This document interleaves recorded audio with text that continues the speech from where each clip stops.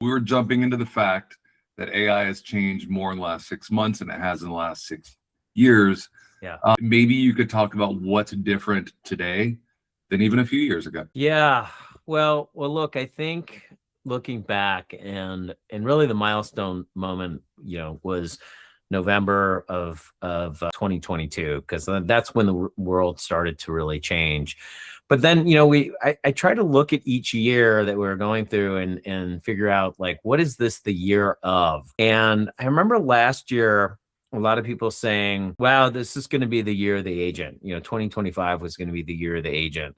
And to me, it felt like, wow, this is more like the year of the pre-agent. It's more of the year of the workflow and more of like the nascency of like, trying to get into workflows. And so we saw a lot of folks graduating from 2024 where they were, doing a lot with content and, figuring out like, oh, I've got a call with this prospect.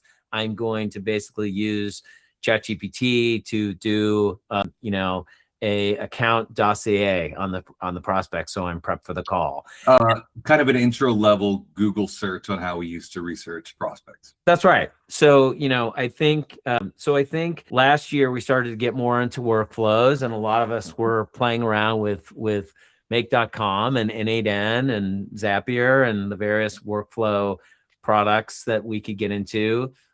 And in the last 6 months, we're just now really starting to see, I think, a lot more focus on, being able to do this with agents.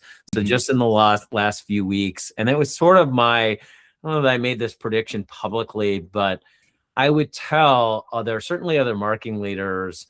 I would say, look, you should go learn how these workflow products work, so it can help train your thinking. But we're probably going to get to the place pretty quickly where you and your teams won't even use these, because the LLM stacks are going to come for this, and they're just going to try to take it.